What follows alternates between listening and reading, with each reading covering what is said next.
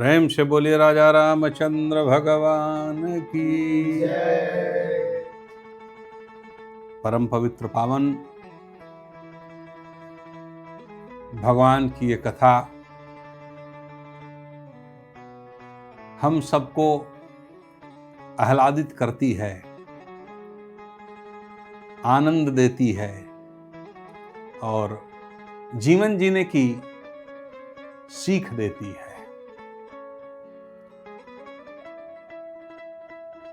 जैसा कि आपको मैंने पूर्व वर्णित बताया, नारद मोह की कथा। भगवान राम के जन्म के अनेक कारण हैं, उन कारणों में से एक नारद मोह की कथा थी। और प्रभु का जो अवतरण है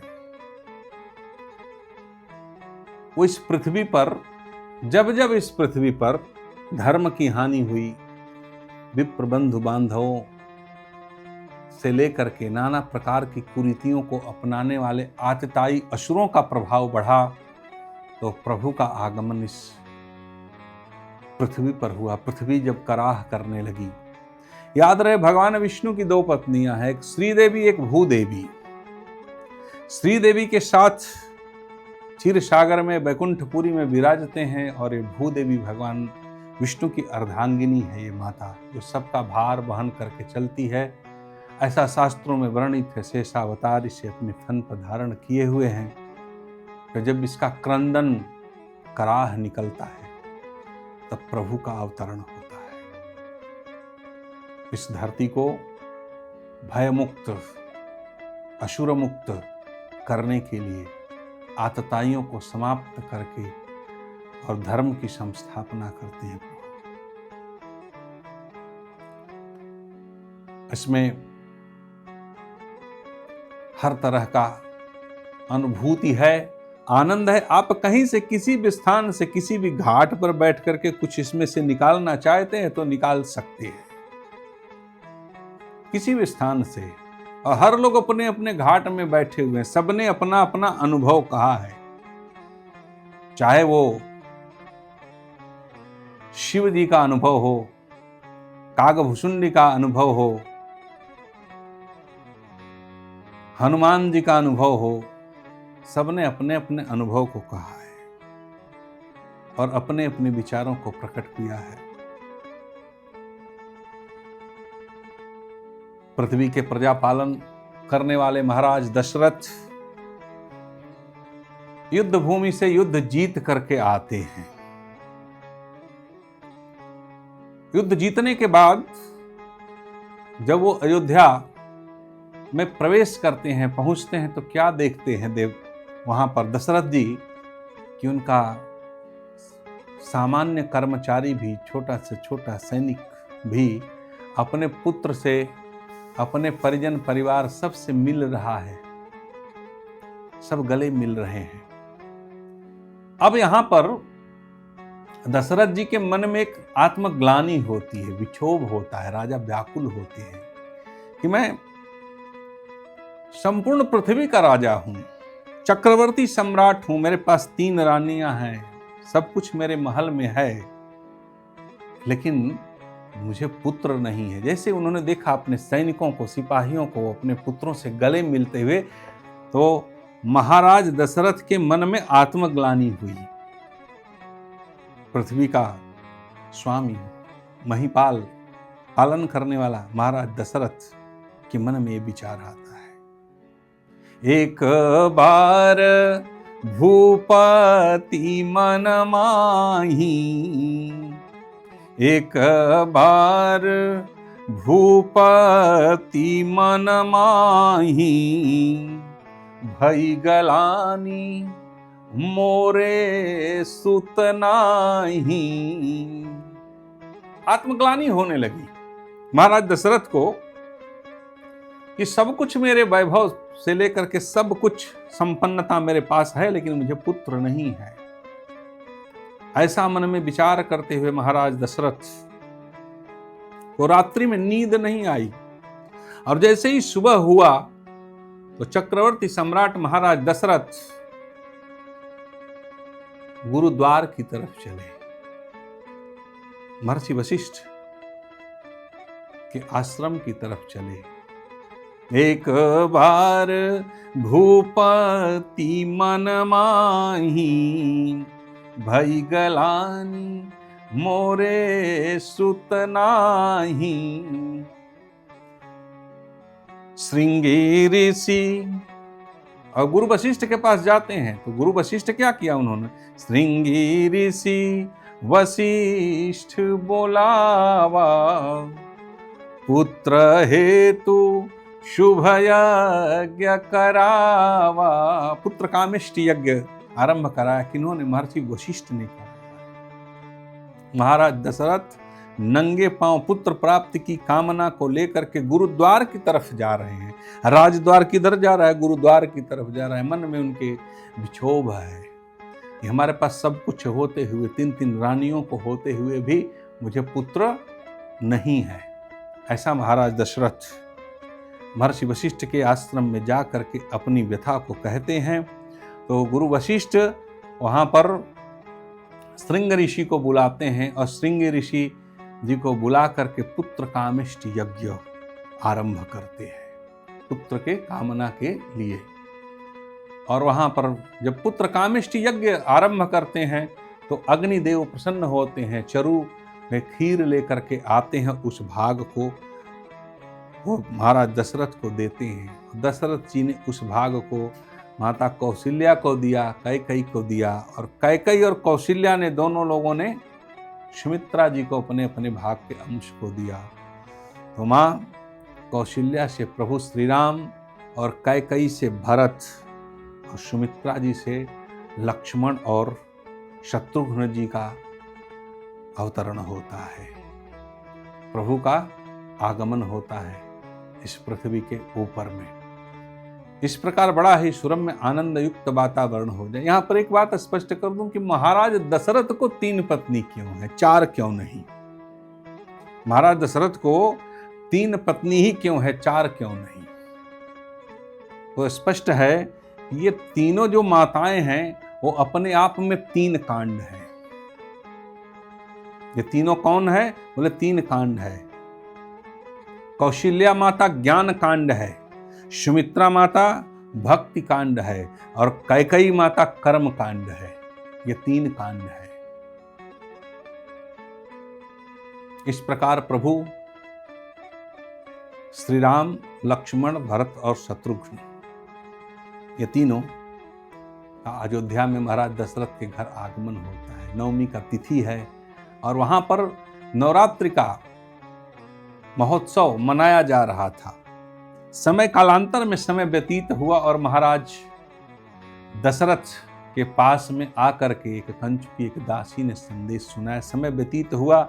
समय व्यतीत होने के साथ साथ प्रभु के अवतरण का जब बारी आया तो चारों तरफ सरजू का जल से लेकर के नदी, तालाब, पत्र, पुष्प, फल, धूप, दीप सब जितने थे पूरा दिव्यमय वातावरण हो गया, आनंदमय वातावरण हो गया। और ऐसे में नवमी का उत्सव चल रहा था, नवरात्रि का उत्सव था। नवमी तिथि को भगवान राम का इस पृथ्वी पर अवतरण होता है और वो दासी जा करके महाराज दशरथ के कान में कहती है। दासी जो है दौड़ते हुए आती है और कहती है, बधाई हो महाराज दशरथ, आपको पुत्र की प्राप्ति होती है। और जैसे ही वो दासी महाराज दशरथ के कान में आकर के कहती है कि बधाई हो महाराज दशरथ, आपको पुत्र की प्राप्ति हुई है, तो दशरथ जी के कान ने जब सुना तो जैसे उन्हें लगा कि स्वयं साक्षात ब्रह्मा जी आकर के कह रहे हैं। दशरथ पुत्र जन्म शूनि काना, दशरथ पुत्र जन्म शूनि काना, मानहु ब्रह्मा रंध्र समान। स्वयं साक्षात आकर के ब्रह्मदेव कह रहे हो, ऐसा महाराज दशरथ के कानों को लगा। और परम आनंद की अनुभूति में हो गए महाराज दशरथ। चक्रवर्ती सम्राट दशरथ जी आनंदमय हो करके और आदेश देते हैं परमानंद। अब परम आनंद हो क्यों नहीं, क्योंकि जो त्रैलोक्य का स्वामी है आज स्वयं ही उनके आंगन में, उनके घर में अवतरण हो करके आ रहे हैं। महाराज दशरथ की स्थिति जो है बड़ी आनंदमय हो गई है, सुध-बुध भूल गए।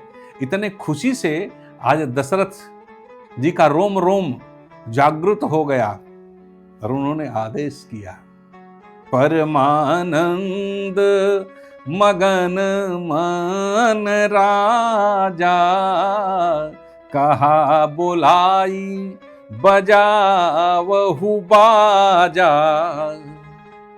और कहते क्या है कि आओ, सभी के सभी वहां पर वाद्य यंत्र को बजाने का आदेश हो जाता है। सब आनंद से झूमते हुए वाद्य यंत्र बजाने लगते हैं। कुछ लोग प्रश्न कभी कभी पूछ देते हैं कि ये वहां पर बाजा कैसे है। भाई सोचने की बात है, नवरात्रि का महोत्सव चल रहा था वहां पर और राज दरबार है, तो कहीं न कहीं बैठ के सब अपने अपने वाद्य यंत्रों के साथ सब मगन हैं। और जब प्रभु का अवतरण हो रहा हो तो क्यों न मगन हो। उधर सरजू झूम रही है, वृक्षों में फल लग चुके हैं, सुरम्य वातावरण हो गया है, शांतमय वातावरण में भगवान का आगमन होता है अयोध्या के नगर में। याद रहे, अयोध्या कौन सा नगर है? अयोध्या विषयी साधक सिद्ध सयाने इसमें वर्णित है। तो सिद्ध विषयी साधक, अयोध्या जो है साधकों का नगर है और साधकों के नगर में स्वयं रमापति भगवान राम का आगमन हो रहा है। सब के सब पूरे नगरवासी, पुरवासी, पुरजन, परिजन जितने हैं सब आनंदमय हो करके नवरात्रि के उत्सव में, और उसी समय हमारे प्रभु श्री राम का अवतरण होता है। ऐसे दिव्यमय आनंदमय है ये सरजू और अयोध्यापुरी। और धन्य है माँ कौशल्या, धन्य है माँ कैकेयी, सुमित्रा, महाराज दशरथ, गुरु वशिष्ठ, जहां पर प्रभु का अवतरण हुआ वहां पर। और धन्य है भारत भूमि की हमारी ये माताएं।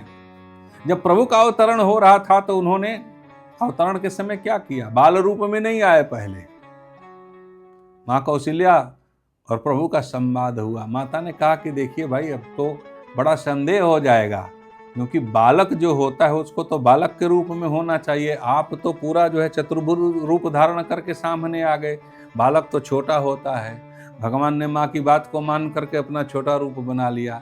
बोले बालक अभी तुरंत जन्म लिया तो वो बात तो करता नहीं, वो रोता है, तो और छोटा होना पड़ा। भगवान श्री राम ने और छोटे हो गए। बोले बालक इस तरह से बोलता नहीं है, वो रुदन करता है। तो प्रभु ने भी रुदन आरंभ किया।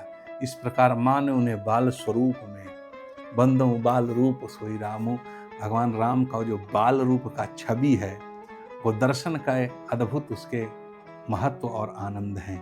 इस प्रकार चारों भाइयों का वहां पर अयोध्या नगर में अवतरण हुआ और साथ साथ सब खेलते हैं, दौड़ते हैं, चलते हैं। देख करके महाराज दशरथ प्रसन्न होते हैं। जब भगवान श्री राम का बाल रूप का अवतरण हो गया तो हमारे भोले बाबा कैसे रह सकते हैं?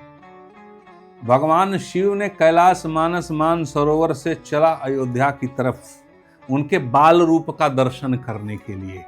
अब हुआ कि जब वहां से मानस से चले अयोध्या नगर को दर्शन करने के, तो साथ किसके लें?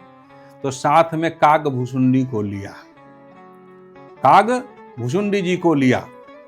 तो इस प्रकार जो है काग भुसुंडी को लेकर के और भोले बाबा पहुंचे अयोध्या नगर में। वहां पर जब दोनों लोग पहुंचे तो हुआ कि भाई अब क्या करना है। तो काग भुसुंडी और भोले बाबा दोनों आपस में संवाद किए। तो काग भुसुंडी ने कहा कि प्रभु एक काम करते हैं, हम दोनों अयोध्या में चलते हैं, आप मदारी बन जाना और मैं जो है उड़ उड़ करके लोगों को खेल दिखाऊंगा। तो भोले बाबा मदारी बन गए, डमरू बजाने लगे जोर जोर से, और काग भुसुंडी उड़ करके अपनी लीला दिखाने लगे। बाल रूप दर्शन करने के लिए गए थे देवाधिदेव महादेव भगवान शिव। अब जैसे ही उनका जोर से डमरू वादन सुना तो बाल रूप राम जी जोर जोर से रोने लगे। अब जोर जोर से रोने लगे तो माँ कौशल्या ने कहा कि ये बाहर में कहाँ से शोर हो रही है। बोला एक मदारी आया हुआ है। बोला मदारी आया है, उसके डमरू वादन से हमारे लाला को कष्ट हो रहा है। और सैनिकों को आदेश दिया उनका झोरा के सहित ले जाकर सरजू तट के किनारे उनके झोले फेंक दिया सैनिकों और सिपाहियों ने। तो भगवान शिव ने कहा ये तो आप ही का बनाया हुआ था प्रभु, अब मैं क्या करूं। बात तो तुम्ही ने तो बोला था कि मदारी बन करके चलना है। अब सुबह से दोपहर होने को आई। इधर माता पार्वती ने देखा कि उनके पति देवाधिदेव महादेव बिना बताए चले गए हैं कैलाश मानस मानसरोवर से। तो अब उनका मिलन कैसे प्रभु से कराएं। तो वो माँ पार्वती दासी का रूप धारण की और वो कहाँ पहुंची, अयोध्या नगर में, और मुख्य दासियों में सम्मिलित हो गई जा करके कौशल्या माता के यहाँ। अब इधर ये दोनों विचार विमर्श करने लगे कि अब कौन सा मैं काम करूं कि जिससे प्रभु का दर्शन हो जाए।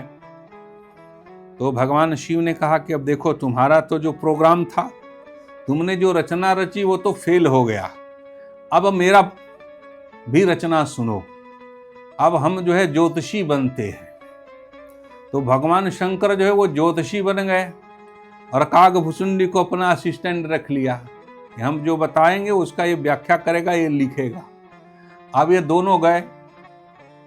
जाने के बाद में इधर जो दासी के रूप में माँ पार्वती थी वो आकर के कौशल्या माँ से कहा कि देखो माता, इस नगर में सुने हैं बहुत अच्छा ज्योतिषी आए हैं और एक बार उनको मौका दीजिए। नगर के द्वार पर पहुंचे। उस प्रकार के दोनों लोगों को जाने का मौका मिल गया।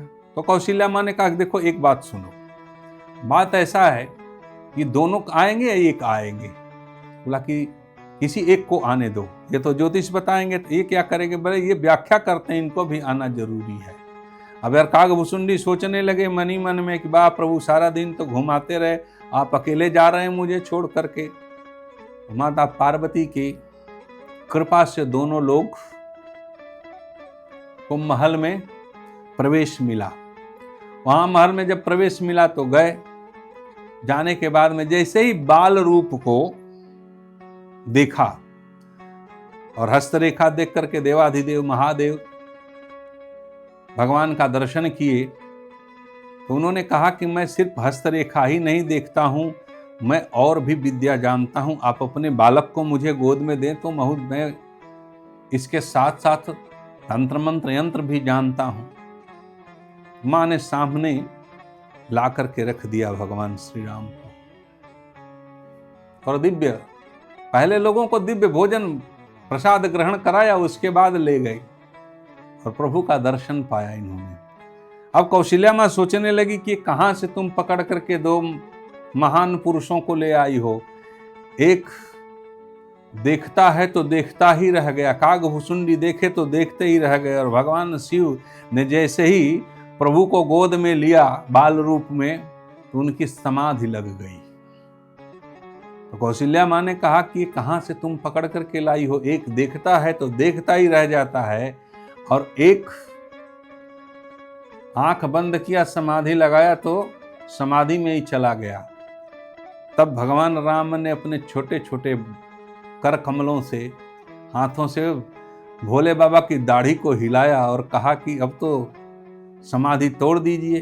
समाधि टूटी। उसके बाद व्याख्या करने लगे और व्याख्या करते करते आपका पुत्र बहुत सुयोग्य है, त्रैलोक्य पति है, सारी व्याख्या ज्योतिष की भविष्यवाणी करने लगे।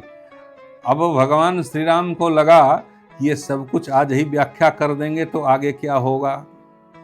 उन्होंने फिर उनकी दाढ़ी को पकड़ करके हिलाया, कहा प्रभु आज ही सारा का सारा व्याख्या मत कर दीजिए, कुछ बाद के समय के लिए भी तो छोड़ दीजिए। इस प्रकार भगवान राम से कागभुसुंडी और देवाधिदेव महादेव का मिलन बाल रूप का हुआ। माता पार्वती जब मानस कैलाश पर आई तो कही प्रभु अपने इस दासी को भूल गए, मैं ही तो वहां बन करके गई थी आपको दर्शनार्थ हेतु कि मेरा पति इतने समयों तक व्याकुल हैं, आपके दर्शन में मैं मुख्य सेविका और सहायक बन करके गई थी। तो ऐसे भगवान के बाल छवि का दर्शन देवाधिदेव महादेव ने किया। ये लीलाधर और लीलाएं जो प्रभु ने संरचना कर करके जगत को दिया है और लोगों को जो लीला से प्राप्त हुई है, या कोई भी अवतार रहा हो, उसका एक अपने आप में रहस्यमय विज्ञान है, अद्भुत आनंद है। और सिर्फ विज्ञान ही नहीं है, जो आज साइंस के दीवाने लोग इधर उधर घूम रहे हैं, वो कान खोल करके सुन ले, हमारे इस आध्यात्म के विज्ञान से परे तुम्हारा कुछ भी नहीं है। जहां आप लोग सब कुछ करके थकते हो, वहां से आध्यात्म का वैज्ञानिक आरंभ होता है। ये अब से नहीं, अनादिकाल से है, शाश्वत है, सत्य है, निरंतर है। न ये कभी समाप्त हुआ है, न इसे कोई समाप्त कर सकता है, और न ही ये किसी प्रकार का छत बिछत हो सकता है।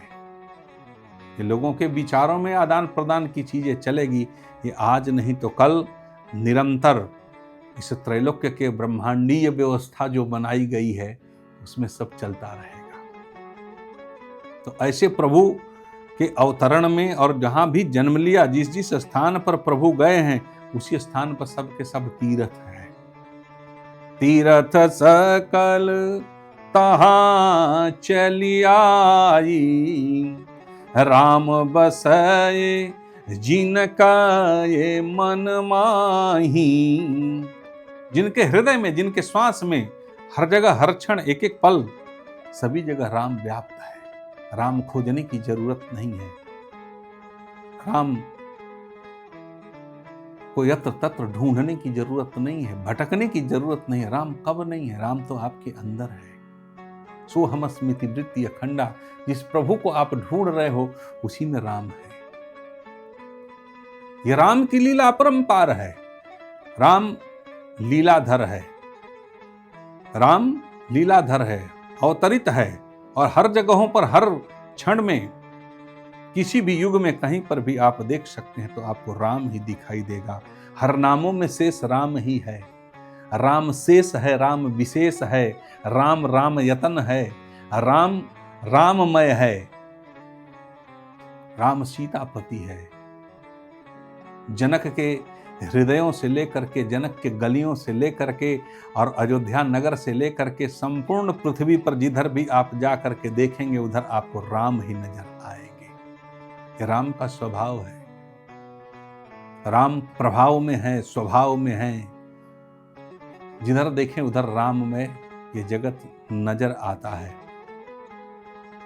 और बड़ा अद्भुत आनंदमयी कथा ये आती है।